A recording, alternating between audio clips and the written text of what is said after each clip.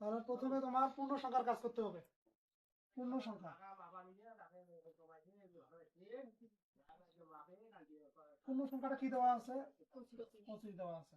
এই পূর্ণ সংখ্যাটাকে আমরা প্রথমত বাইনারি বানাবো। কিভাবে বানাবো? ভাগ প্রক্রিয়ার সাহায্যে। উত্তর থেকে বিশ্লেষণ যেমন করি করে। তাহলে 12 তখন কত হয়? 24 থাকলো কত? 1। আবার 2 দিয়ে ভাগ করো। 6 তখন 12 থাকলো 0। 3 তখন 6, তাহলে ভাগশেষ 0। 2 1 2, তাহলে ভাগশেষ থাকলো 1। 2 থেকে অঙ্ক ছোট হওয়ার কারণে 0। তাহলে 25 এর সমকক্ষ আমরা বাইনারি মানটা পাইলাম কত? 11001। ঠিক আছে। এবং এখানে আরেকটা জিনিস আছে, সেটা আছে এবং ভগ্নাংশ। ভগ্নাংশ সংখ্যাটা কত দেওয়া আছে?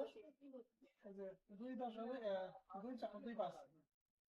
এই ভগ্নাংশ যদি অঙ্ক থাকে দশমিকের পরে, সেই বেস দিয়ে গুণ করা লাগবে। তাহলে 5 তখন 10 শূন্য, হাতে বেশি হচ্ছে 1। 2 তখন 4 রেখে 5। প্রত্যেকবারে গুণফল থেকে দশমিকের পরের সংখ্যা বাদ দেওয়া লাগবে। দশমিক যেহেতু তৃতীয় কোনো সংখ্যা আসে না, এই কারণে আমরা এখানে 0 লিখবো। বুঝছেন? আবার গুণ করবেন 2 দিয়ে। 2 শূন্য 5 তখন 10 শূন্য।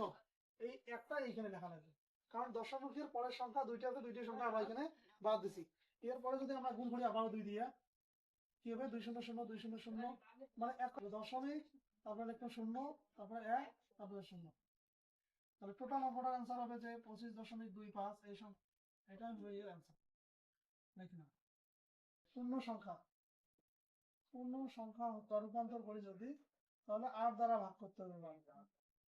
তাহলে 8 মানে 1 গুণে 8 72। তাহলে টোটাল অঙ্ক ছিল কত? 75 ছিল। তাহলে 75 থেকে যদি 72 বাদ যায়, আর কত থাকে? তাহলে এখানে লিখবে 9 কে 8 দ্বারা কয়বার ভাগ করা যায়? তাহলে 9 8 কে 8, তাহলে থাকলো কত? এবার কি বেজের তুলনায় অঙ্ক ছোট, 0 বার ভাগ যায়, তাহলে এখানে লিখতে পারি আমরা 1। তাহলে 75 এর সমকক্ষ, সেটা অক্টাল মান হচ্ছে যে 1 1 3। এবং ভগ্নাংশ যেটা দেওয়া আছে, ভগ্নাংশ সংখ্যাটা আছে তোমার 1 2 5। 1 2 5, এটাকে 8 দ্বারা গুণ করবে। তাহলে 5 হচ্ছে 40-এর হাতে কত? 8 যখন 16 4 20-এর হাতে কত? 8 যখন 10 আর 2, 8 1 8 আর 2 10। তাহলে 10 এবং 20-এর পরের সংখ্যা 1 2 3টে, 3টে সংখ্যায় বাদ। আবার যদি গুণ করো 8 দিয়ে, পরের সংখ্যাগুলো কি হচ্ছে? সবগুলো 0 হচ্ছে। সুতরাং আর কোনো গুণ করার দরকার নেই। উপর থেকে যদি দেখো তোমরা যে 1 2 5, এই সংখ্যাটার সমকক্ষ অক্টাল মান হচ্ছে তোমার 0.10।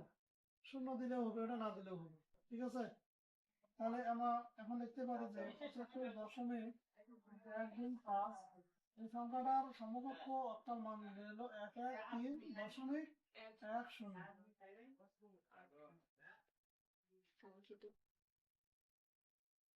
সংখ্যা কত? 125। এই সংখ্যাটা কত দিয়ে ভাগ করবে এবার? 16 দিয়ে, যেহেতু এক্সারসিসের বেস 16। 7 দিয়ে দেওয়া যায়। 7 16 হচ্ছে 112। 7 16 112। 125 থেকে যদি 112 বাদ দেয়, আর কত থাকে? 13 থাকে। 16 দিয়ে 0 থেকে 9 এর মধ্যে সংখ্যা হলে সংখ্যা লিখবেন। 10 যদি হয়, 10-এর জন্য এ, 11-এর জন্য বি, 12-এর জন্য সি, 13-এর জন্য লেখা লাগবে বি, 14-এর জন্য ই, আর 15-এর জন্য কি লিখবেন? এফ লিখবেন। তাহলে হেক্সাডেসিমাল পদ্ধতিতে এখানে অবশিষ্ট কত ছিল? 13। 13 মানে ডি। অ্যান্সারের ক্ষেত্রে কিন্তু 13 লেখা যাবে না। তাহলে 125 এই সমকক্ষ সংখ্যাটার হেক্সাডেসিমাল মান হলো মানে 7 ডি। বুঝছেন?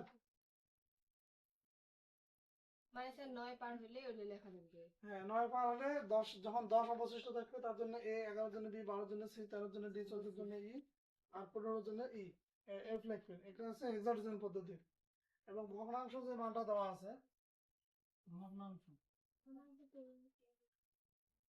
ভগ্নাংশটা কি দেওয়া আছে? 1 2 5।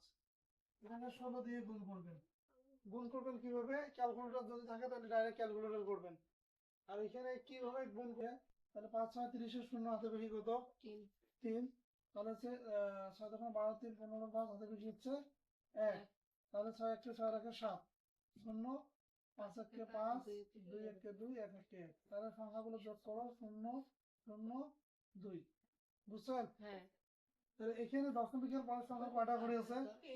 3টা। তাহলে 2 0 0 0। এখন 16 দিয়ে যদি পরবর্তী সংখ্যা আরো গুণ করি কি হবে? সবগুলো জিরো উঠে আসবে না? হ্যাঁ তাহলে আর গুণ করার দরকার নেই। তাহলে উপর থেকে লিখবেন যদি তাহলে 2 0 0.20 হেক্সাডেসিমাল। তাহলে টোটাল অঙ্কটার অ্যান্সার কি এসে যে 125 125.125 এই সংখ্যাটার সমকক্ষ হেক্সাডেসিমাল মান দাঁড়ালো 7D.20। এটা হলো হেক্সাডেসিমালের অ্যান্সার।